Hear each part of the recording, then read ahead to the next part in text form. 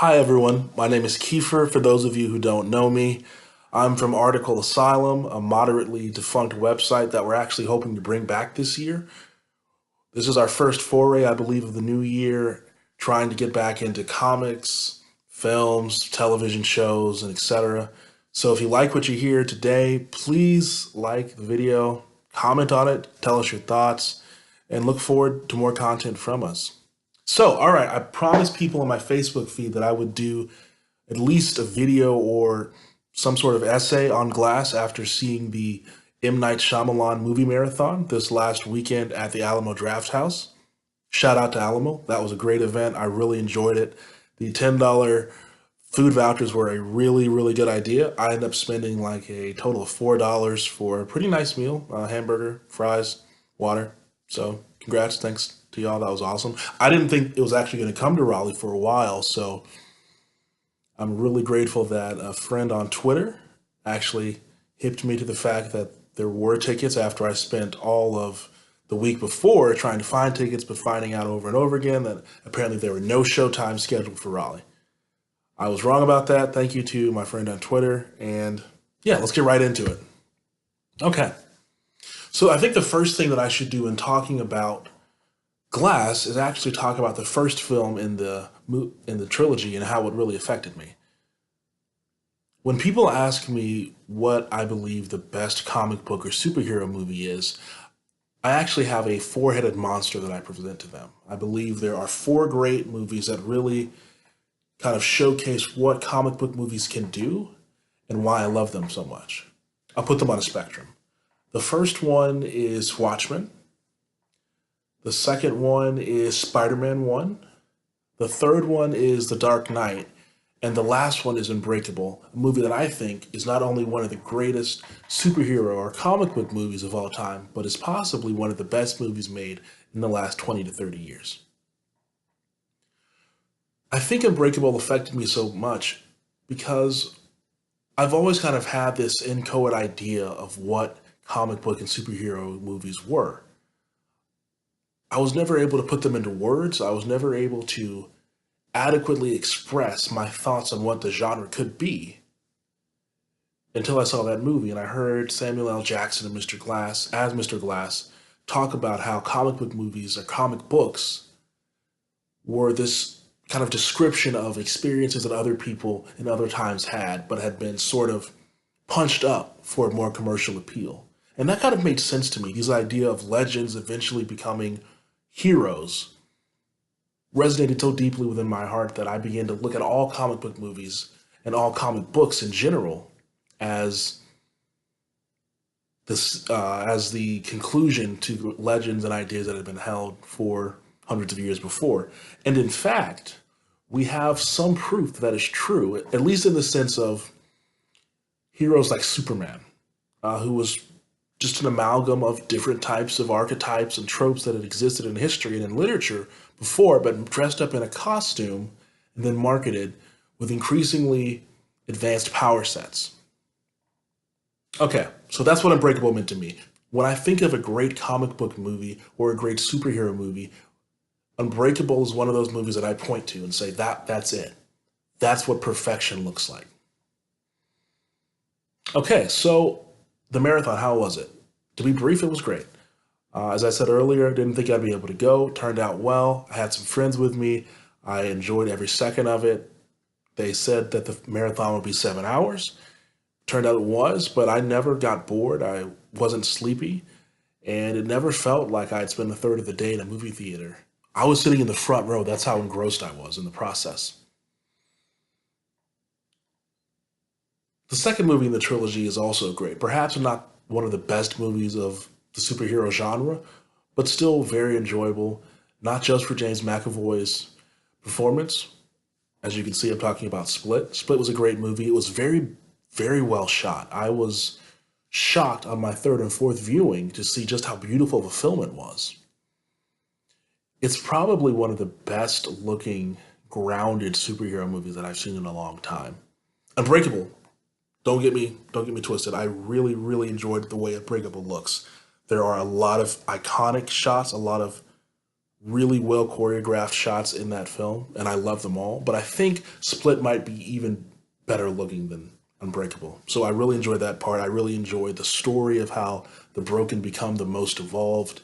I think it's a really great movie. And of course, the ending threw me for a loop. I actually saw it in the theater, I think on a Tuesday or something, and there were very few people in the theater.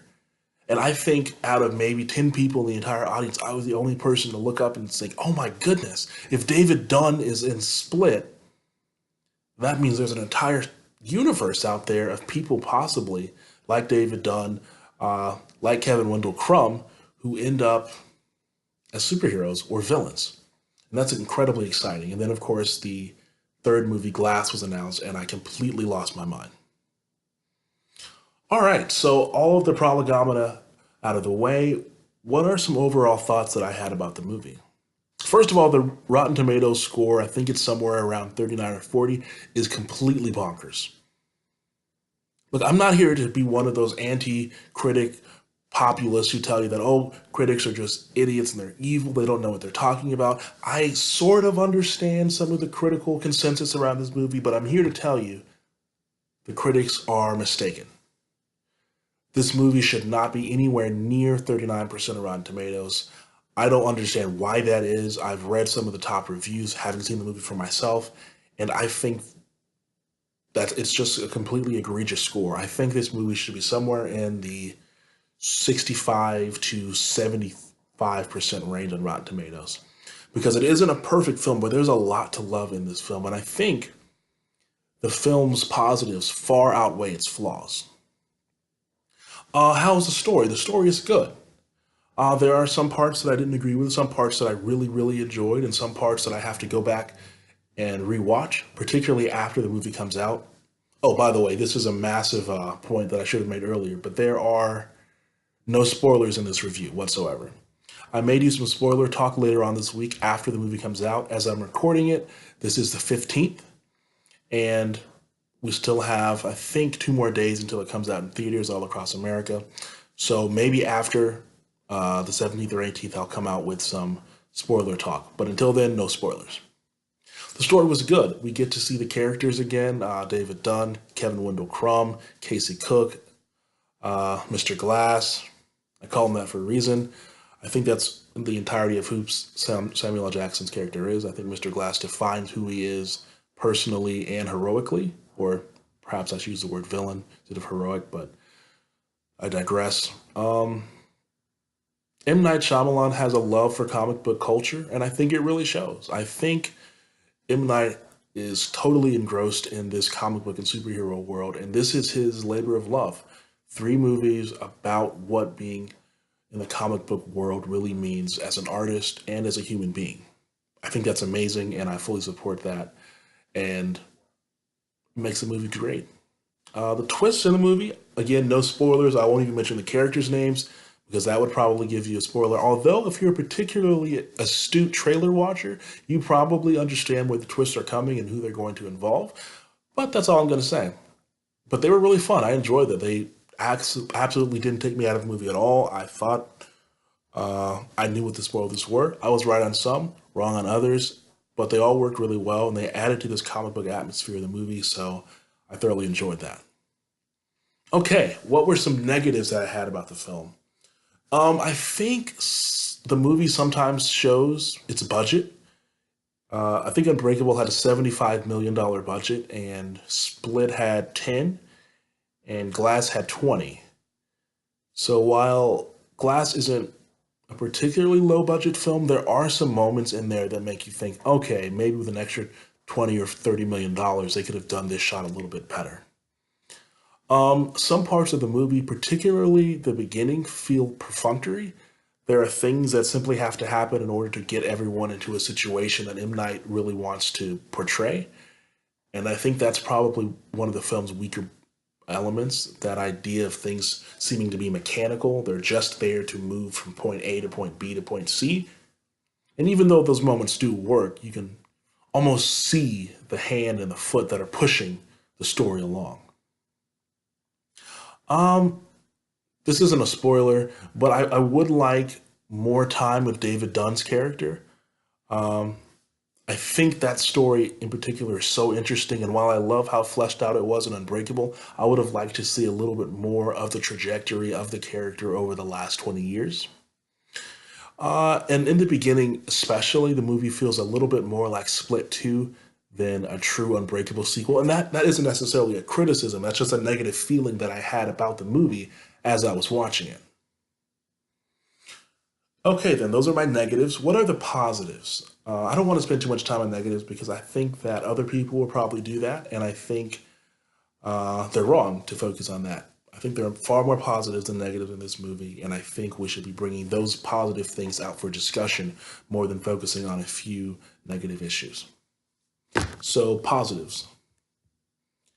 Narrative ambition. I think there are some truly immense concepts in this movie, centering around being seen, the history of ideas, archetypes, tropes, what it means to have a purpose, given a great evil twist in Unbreakable and Glass, and what it means to be believed in as a human being, and what self confidence can truly do for the human animal.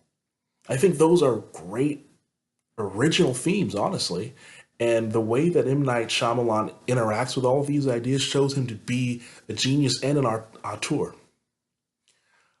Something else I liked were the really realistic and grounded moments in the entire film. I think M. Night really went out of his way to create a movie that felt very human. A lot of superhero movies, particularly these days, feel like cartoon characters or cardboard cutouts of people instead of real human beings interacting with the world and other human beings in ways that make sense and are believable. M. Night does a great job of realism and showing us not just what an incredible or beautiful scene looks like, but what it means to have a scene with people in the scene that are interacting substantially with other human beings, substantially and realistically in a grounded setting. I think that's very hard to do. And I think other filmmakers have tried to do this grounded approach and have failed. I think others have done it and succeeded, but none in the same way that M. Night has in creating a superhero or comic book world that still looks very, very much like the one that we live in now. I'm always a fan of grounded and realistic storytelling, so I'm very, very excited for what Shyamalan managed to pull off in Glass. I liked a lot of the inventive camera work that M. Night provided here. Some of it might have been to, let's say, to hide some of the actor's age in certain aspects, but a lot of it was just to give you this really awesome, like POV perspective. Like you really got into how the characters were thinking and feeling because of the way that the movie was shot.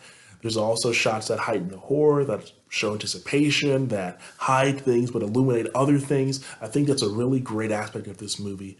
I think it's being undersold. I haven't heard it mentioned very much, but a lot of the camera work in this movie is very, very good.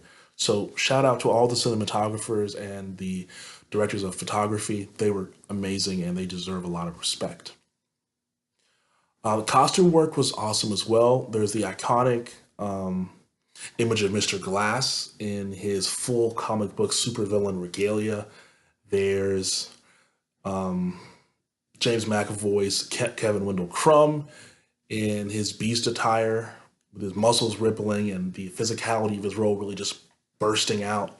There's David Dunn in the iconic security guard poncho. All of that is very well done. You have to give them credit for that. I think M. Night also does a great job showcasing his familiarity with the concepts and conceits of comic book characters and superhero films in general. I think that he plays around with our expectations and he makes a real point of showing us that, hey, these ideas, these tropes, these archetypes, they come from somewhere and they affect the way that we view comic book movies and superhero films. So what we should do as astute observers is to understand where these archetypes and tropes come from, interact with them substantially, and use that understanding to further our enjoyment of the genre. M. Night does a great job of doing that. You can really tell in every moment that M. Night really enjoys this genre. He enjoys the cultural moment, and this is his love letter to it. The fight scene that we've all been waiting for, very much worth it. I think if you enjoyed Split and Unbreakable, you have to have this question in the back of your mind. Who would win a fight between the Unbreakable Man and the Horde? M. Night gives us an answer here. It's amazing, it's brutal, it's aggressive, it's everything that we want. James McAvoy, speaking of the Horde, what more can you say? Truly spectacular. The physicality, range of characters, the emotion. I really, really bought into every single character that James played. And that's difficult to do, seeing as he was portraying 20 different people. And Kevin Wendell Crumb, that's amazing. I don't think you can say too many good things about his role here. I liked what they did with the character. I liked the touching emotionality that he brought to the Kevin scenes and the way that he had the other characters interact with each other. There are times in the movie where he doesn't have to signpost who the character is. You can simply tell who the character is simply by the way that he's talking. That's amazing. Bruce Willis slides very easily back into the role of David Dunn. I think he portrays David just as well as he did in Unbreakable. He doesn't get as much screen time, obviously, but I think that what we do get with Bruce is very well done. I believe, no, sorry for the pun, but I enjoyed it. I believe that Bruce Willis was the perfect person to embody David Dunn again, and he shows us why this character should be iconic. He's understated, he's quiet, he's not braggadocious, but he believes in himself, and that self-belief and sense of goodness really makes him a hero. Anya Taylor-Joy is awesome. Casey Cook is a great character, and Anya is, of course, an international treasure. I was thoroughly enthralled by everything she did during the movie, and I think her character is pivotal and very important. I think if you watch the movie closely, you can start to see exactly why she's so important. And then, in watching Glass, it will encourage you to go back to Split and appreciate a lot of what she did there. Sarah Paulson is awesome. I don't want to say too much here for those of you who haven't obsessively studied the trailers, but she's great in this, as she is in everything. I thoroughly enjoyed her character. Want to see more of her when I go back to appreciate Glass for the second time. I'm saving the best for last. Sam Jackson is simply immense as Mr. Glass. The story arc, his acting, his portrayal of differing emotions like arrogance, fear, belief, doubt, high intelligence. It's amazing. I believe this character should be iconic. The look, particularly during the fight scene, is amazing. I'm thoroughly entranced by it. If I did cosplay, I'd probably do that. The purple, the hair, the wheelchair, all of it's amazing. And I think Samuel L. Jackson really deserves more props than he's been getting for his portrayal of Mr. Glass. There are parts in here that I think should be as iconic as some of the Joker's parts in The Dark Knight. Now, we'll see if that happens or not. That discussion and that decision is up to the audiences. So I hope that if you go see this movie, you'll appreciate the same moments of Sam Jackson that I do. There's one particular moment towards the end that I hope everyone will appreciate with me. I won't say it here because it's a spoiler, but I loved it. I just can't say enough good things about Sam Jackson, so he's probably my favorite part of the movie. This movie is rightly titled Glass. It is about how Mr. Glass sees the world, and I think that the entire movie only works because he is so good in it. I think Mr. Glass is probably going to be one of my favorite villains of all time and possibly my favorite comic book or superhero movie villain. There's such pathos and real emotion in his character, and you feel for Sam Jackson in moments where you really shouldn't. There are times when there's flashbacks to other parts of his life, and you think, man, I really do feel some empathy for this guy that's been portrayed as an absolute villain. Okay, so one of the things that I'm going to start doing with these quick and dirty movie reviews is providing one big thought. What is one overarching theme that I think is really impactful, really powerful, and should be appreciated by everybody that goes to these movies with a little bit more substance than just, I want to see something get hit. Not that there's anything wrong with that. There's nothing wrong with going to see a movie for the spectacle. But if you're going to a movie like this and you want a little bit something beneath the surface, what is a big thought that you can carry with you into this movie? It's actually a quote from Unbreakable that really kind of stirred my mind. There's a part towards the end of Unbreakable after David Dunn accepts that he has powers and tells Mr. Glass that, I actually wasn't injured in that car crash. Mr. Glass tells him, go to where people are. It's okay to be scared. This part won't be like a comic book. That's my big part. That's my big thought. This part won't be like a comic book. Throughout the film, M. Night really creates a disconcerting experience for the viewer. As comic book and superhero movie fans, there are certain expectations drilled into us by the culture that we're in that these movies should move in one direction, and often M. Night will faint in one direction and then go the other. And sometimes he'll faint in one direction, go the other, and then come back to it in a completely unexpected way. The best part about Glass is that M. Night looks straight into the face of comic book culture and does something completely different. So in Glass, in Split, and in Unbreakable, you can see the seeds of comic book lore throughout the movie, in the same way that Sam Jackson in Unbreakable says, hey, comic books are about real history that someone lived and experienced that's simply been punched up for commercial masses. We see the same sorts of ideas in Glass, where we can see how legends around certain people will eventually become the superhero movies that we crave today.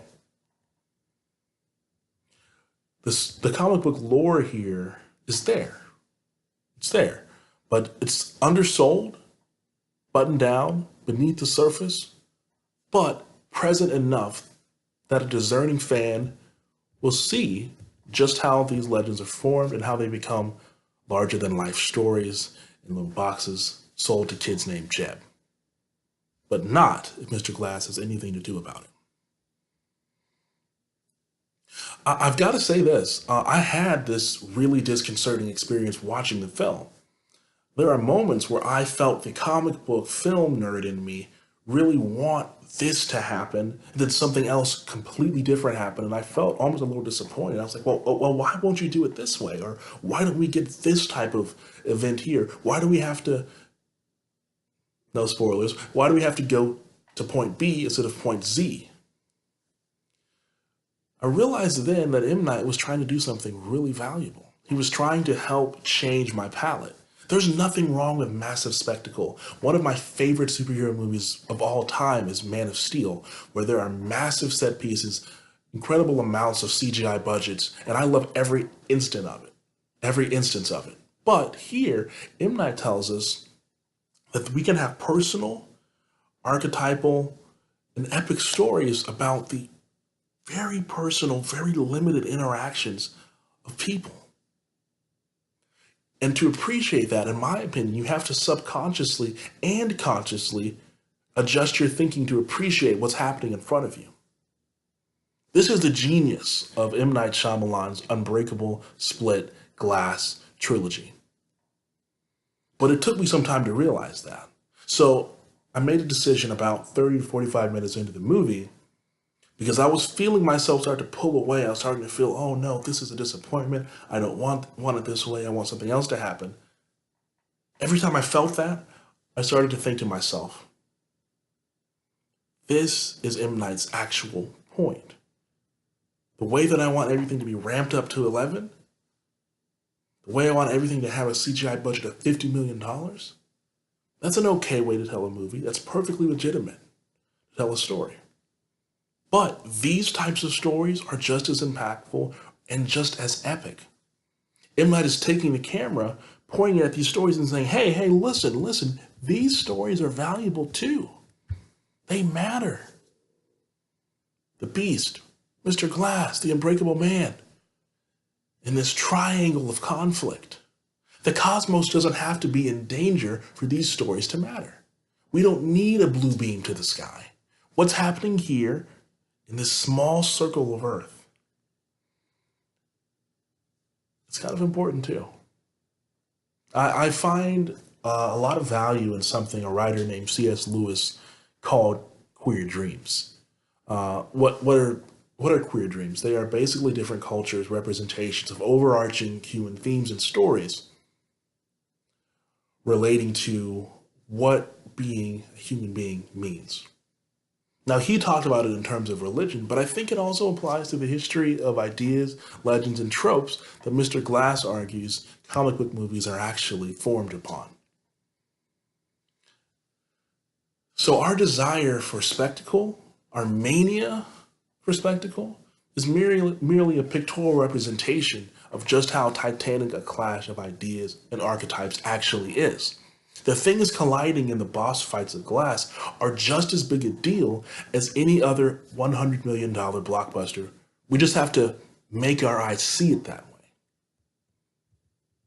Mr. Glass would tell us that we are mistaking the punched up comic book superhero trope filled films that we see now for the actual stories that are meant to be told.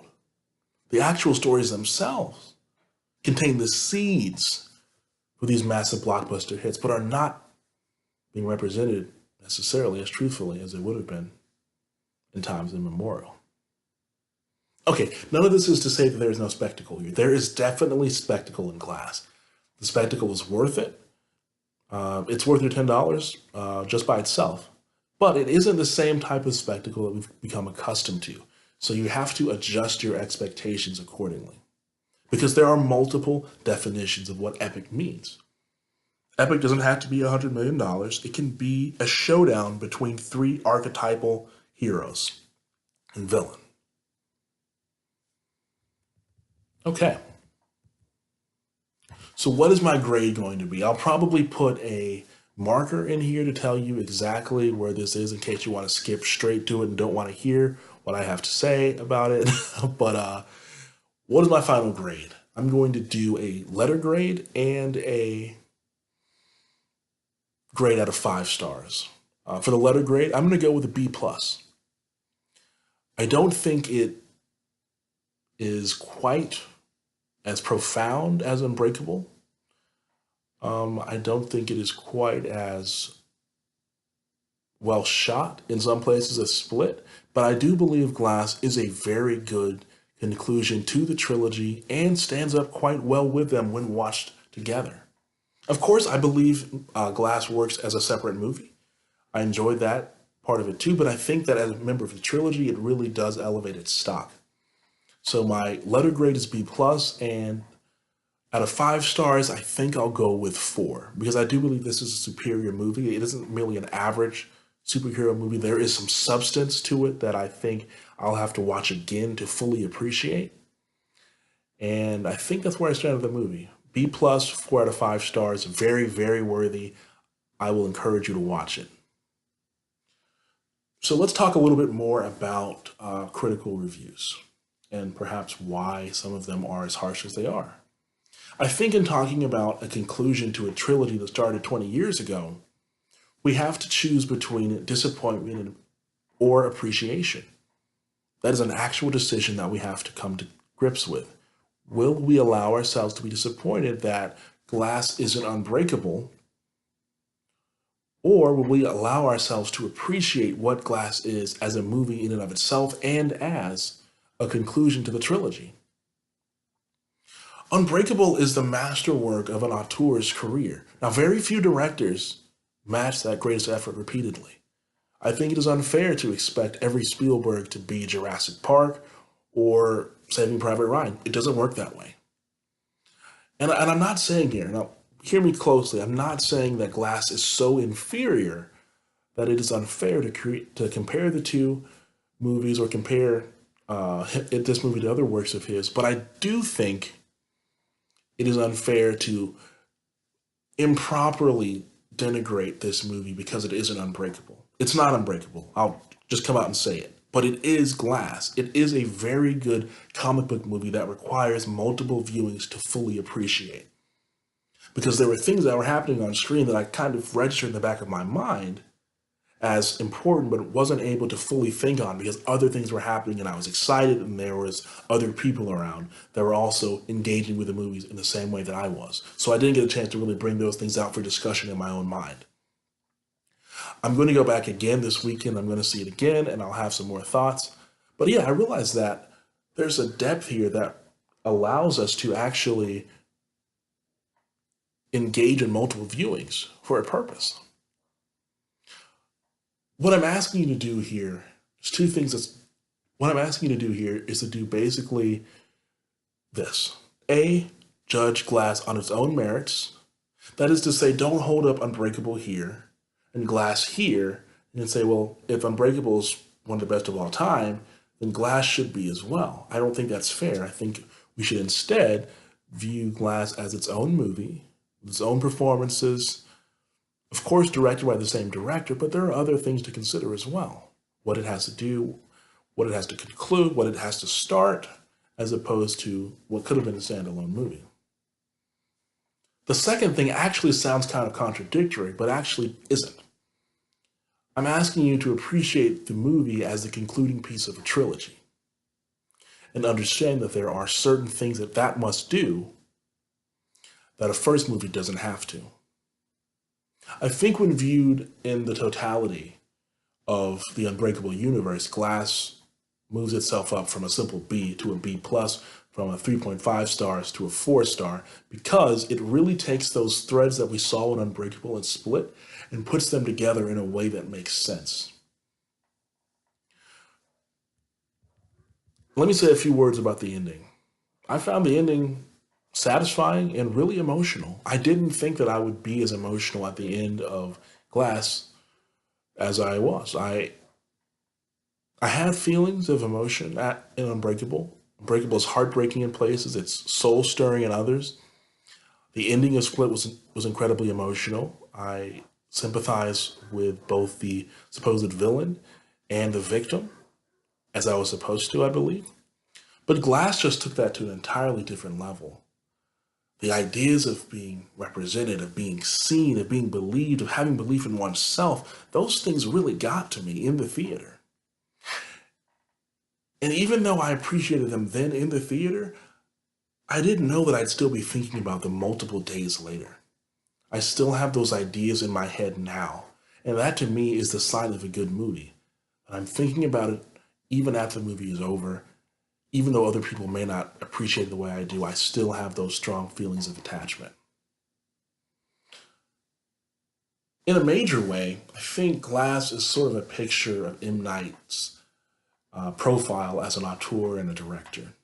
There is genius here and ambition, and also a lot of it is sometimes brought down by curious errors. The errors here, the ticks of M. Night's work are at a bare minimum, I believe here. There are some parts that people may not appreciate, but I think overall, the hand at the helm of Glass is actually very competent and in fact approaches genius at most points of the movie.